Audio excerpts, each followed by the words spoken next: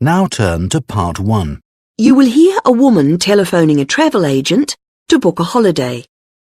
First, you have some time to look at questions 1 to 7.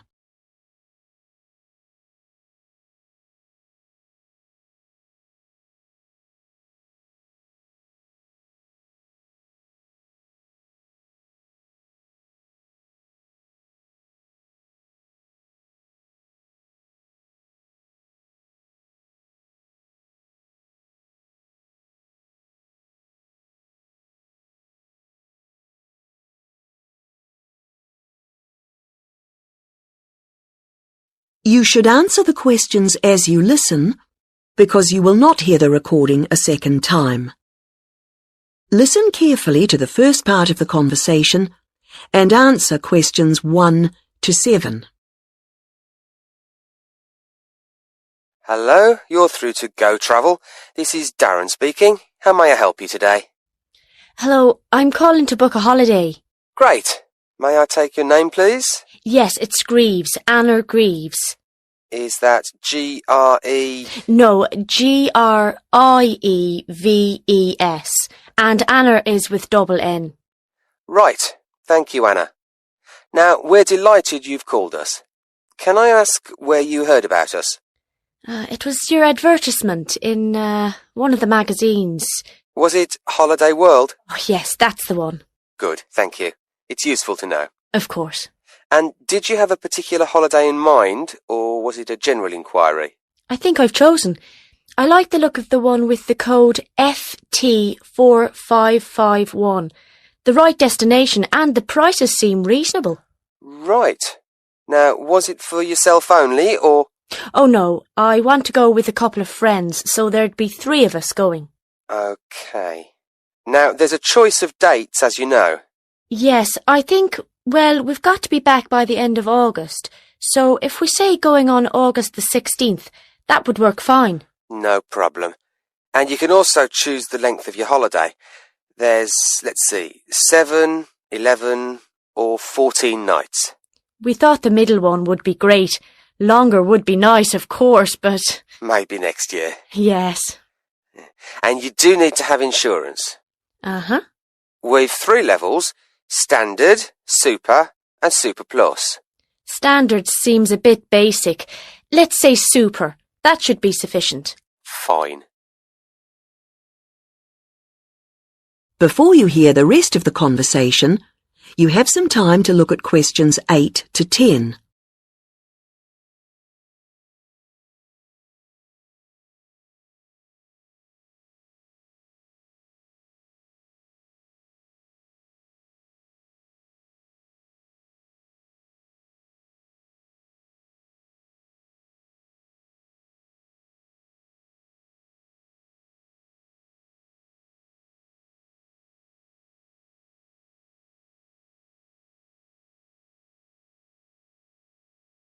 Now listen and answer questions 8 to 10.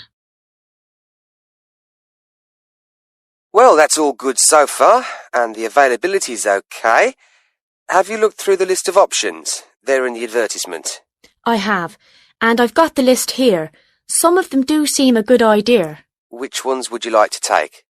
In terms of the hotel, the offer of picnic lunches, we'd leave that. We'd rather go to cafes.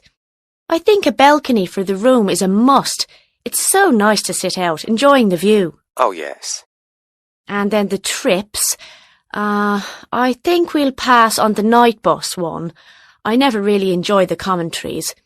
And museums aren't really my sort of thing, to be honest, any more than dances. Uh-huh. But I like practical things, so I think the demonstration of local arts could be fun. Yes, I would think so. And then in terms of getting out of town, going up the river on a boat sounds delightful, and I wouldn't want to miss that. But the mountains, well, sitting in a coach on those winding roads... I understand. OK, well, that's all I need for the booking at this point. Just a few details for you, and then we'll check the payment. That is the end of Part 1. You now have 30 seconds to check your answers to Part 1.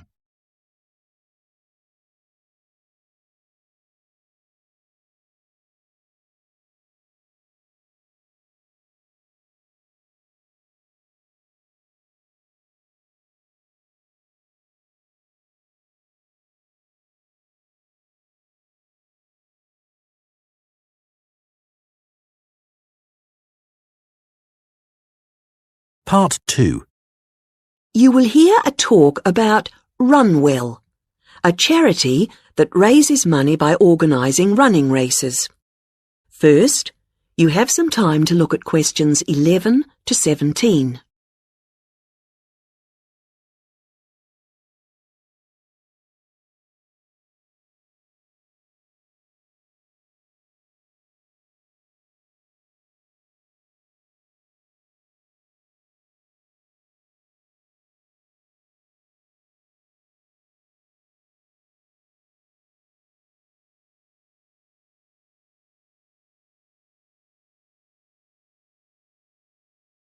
Now listen to the first part of the talk and answer questions 11 to 17. I'm very pleased to have this opportunity to tell you something about the Runwell charity and the work we do. I'll give a brief overview of what we do, and I hope you may be able to help, and then there'll be time for questions at the end. Runwell's founder, Mike Hughes, took up long-distance running in 1987, raising money by doing sponsored half marathons, and in 1992 established the charity as we know it today. By 1997, the runs were being filmed by local TV, and today they appear on national TV every year. All the funds collected by Runwell go to the hospital, with the idea that those fit enough to run use their energy to assist the provision of people who are unwell for whatever reason. Now, if you want to race, and I assume that's why many of you are here, let me explain a couple of the basics. Races are run by teams, so you need to form and register a team. What you wear to run in is up to you, and I know some teams come up with some pretty wacky ideas. We have a standard design for your numbers, which we ask you to reproduce. So you make them up according to that standard. We don't want to spend valuable funds on doing that ourselves. Now, the race is run as a kind of relay, so while you won't actually compete side by side, we do recommend that you train as a group. This helps to optimize performance and build team spirit. It will also give you a fair idea of how much you need to eat and drink over the race distance. This is clearly essential for an effective performance, so please make sure you come along to the race with sufficient food and drink. Again, we don't spend money on providing that, but you do need to keep yourself going for the 20-kilometre course. The course goes through the town, then out through Highfield Park, concluding in the main square, where the applauding spectators will be ready to greet you. There are many different prizes, including oldest runner, youngest runner, team with the most sponsorship, team with the best costume. That one's donated by Zoom Fashions. The Mayor will introduce the Minister for Health, who will hand over each prize to the winners, and then the hospital president will make a short speech. Before you hear the rest of the talk, you have some time to look at questions 18 to 20.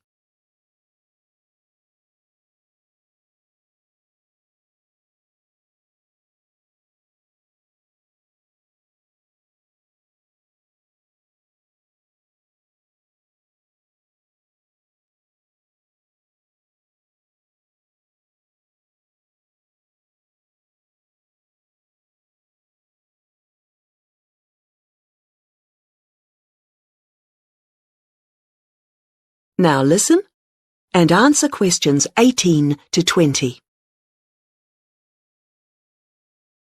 OK, that's the big race. But I know there are many people who don't feel they are up to running a 20-kilometre race, but who would nevertheless like to raise money for Runwell.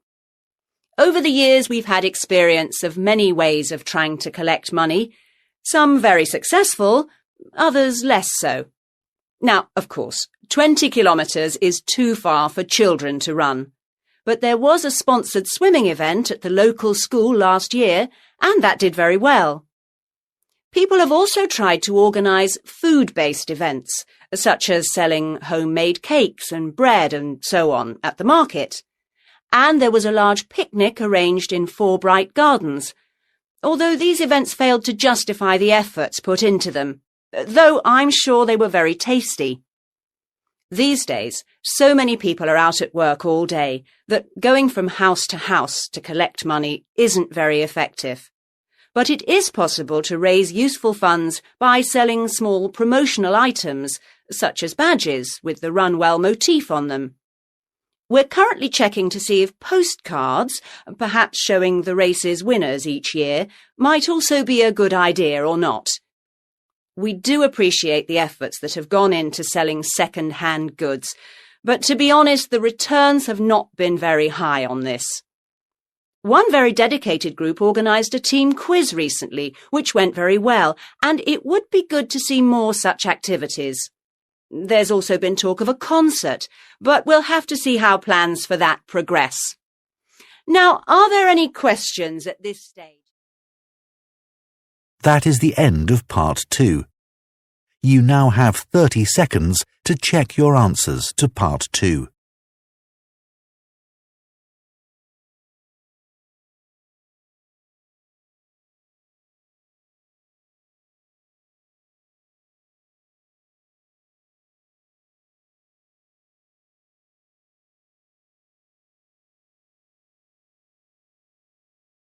Part 3.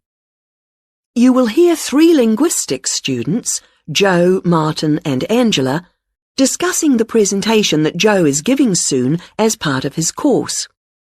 First, you have some time to look at questions 21 to 26.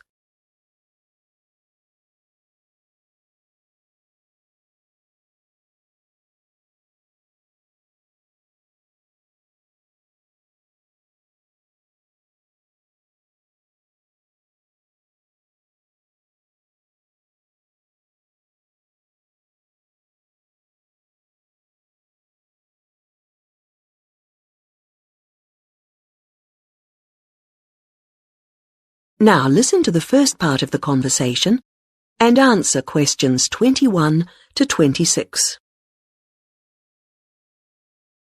Hi, Martin. Hi, Angela. Hi, Joe. Yeah, hi, Joe. So you're really worried about your presentation? The one about names? I am. Well, you know your stuff on names pretty well, so it's just a question of selecting what you want to use. That's right. But there's so much. Well, you don't have to include everything. Let's start somewhere. Well, for example, there's a lot to discuss about people's names in terms of culture. It would be a good way to start, bringing in issues of religion, society. I thought so. As long as you can keep it concise, since it's potentially a large area. I'll pick out some key points. Good. Now, that will tend to be about differences. What about something on ways in which naming practices are often similar across different languages? That sounds good.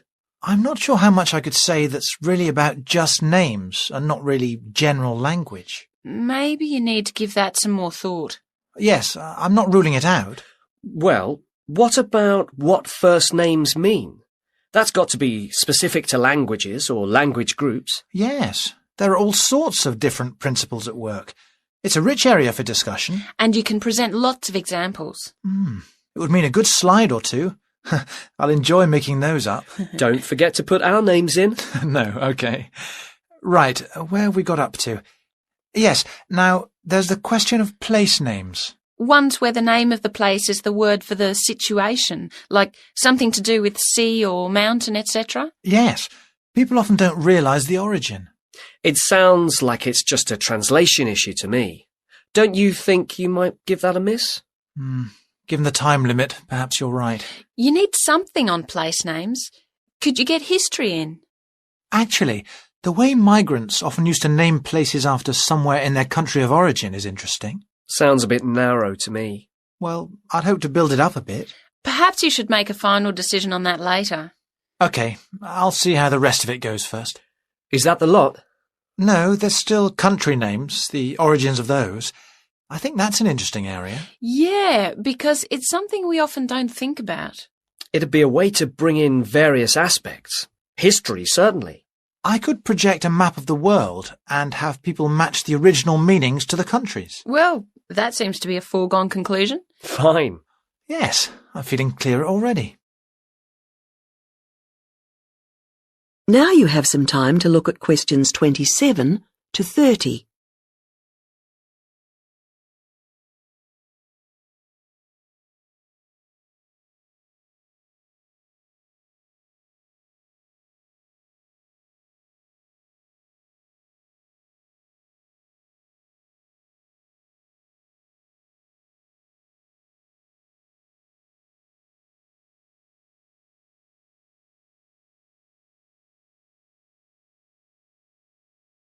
Now listen to the rest of the conversation and answer questions 27 to 30. You know, there's another aspect that I think I'll cover. Yes? Brand names. Isn't that more to do with business studies? Well, international companies are finding it increasingly important to have brand names that can be used in many different countries. Oh, so they can advertise the same product everywhere? Yes, and it seems that brand names are very special in our brains. How so?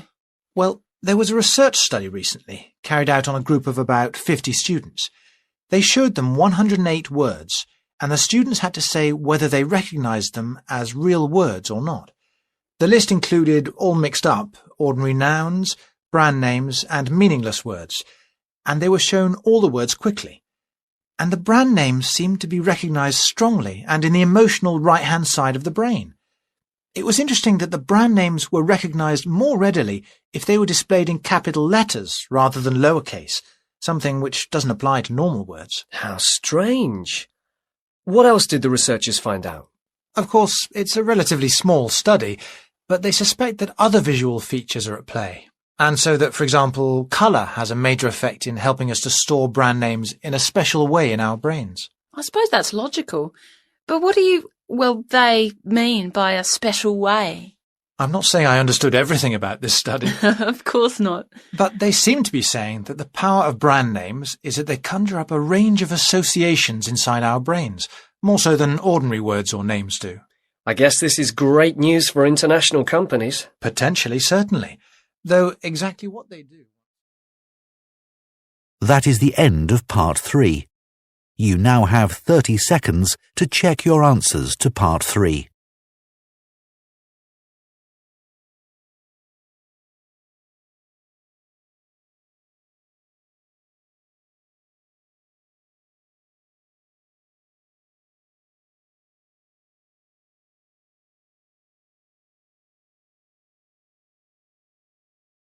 Part 4. You will hear part of a lecture about balloons and airships. First, you have some time to look at questions 31 to 40.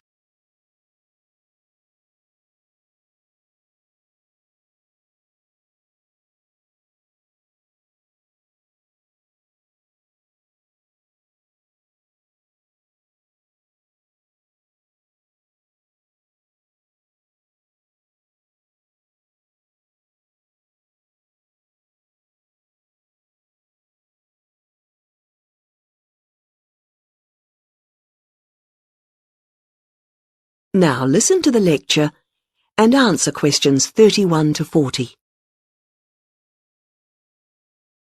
Now, balloons and airships are worth consideration because while on the one hand they represent humans' first successes at air flight, after centuries of less than successful theory and experimentation, they also, on the other hand, continue to be used today. We may have appeared to have moved on to jet planes and space rockets, but you can still see these more primitive flyers in the skies. OK, gas balloons first. France saw the first balloon flight in 1783, and this began a process of development. By 1862, in the Civil War in the United States, we find Thaddeus Lowe replacing spies with balloons to go behind enemy lines. The success of this led to the continued use of balloons in peacetime, and they were employed in the creation of maps. And such applications continue to this day, with balloons assisting in increasing our knowledge and understanding of the world we live in. Unmanned balloons are still widely used to collect data to inform scientific research of various kinds. You'd be surprised at how much they contribute. All sorts of instruments can be mounted in a balloon, and ongoing investigations into climate benefit from the information that can be gathered from a flight. Well, that's gas balloons. Now, the increase in the popularity of ballooning as a sport or leisure activity has been mainly due to the development of the modern hot air balloon, being cheaper and safer than the gas balloon. Heating air, rather than using potentially explosive gas, is what makes these rise, although the process doesn't generate as much lift as with gas balloons. But this is a small price to pay for its other benefits, and this type of balloon is no doubt here to stay.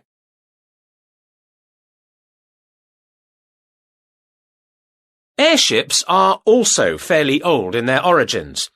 The idea for a balloon that could be powered and steered was first published in France in 1784, although 1852 was the date of the first successful airship flight.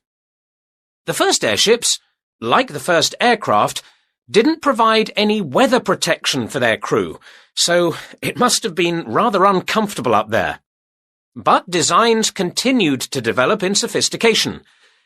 It was realized that the ships would drift about if they weren't strengthened, and that to work effectively, they would have to have a framework. Once designs started incorporating this, flights became longer and more reliable. Airships were deployed for various uses in the First World War, and once peace returned, designers began to turn their attention to ambitious plans for regular intercontinental flights. However, in the 1930s, this program more or less came to an end. For one thing, the speed and popularity of airliners meant that the airship appeared superseded. They just couldn't compete. And as if that weren't enough in itself, another factor in the decline of the airship was an alarming number of crashes, and this, of course, put people off. Nevertheless, several countries have continued to build smaller airships for various uses, such as naval observation or publicity purposes. In fact, their popularity seems set for a slight revival, and in the past few years, there has been renewed attention paid to the possibility of using them to transport cargo. Who knows? Maybe the 21st century will be the age of the airship. Now, if you look at your handouts, you'll see that I've included some information. That is the end of Part 4. You now have 30 seconds to check your answers to Part 4.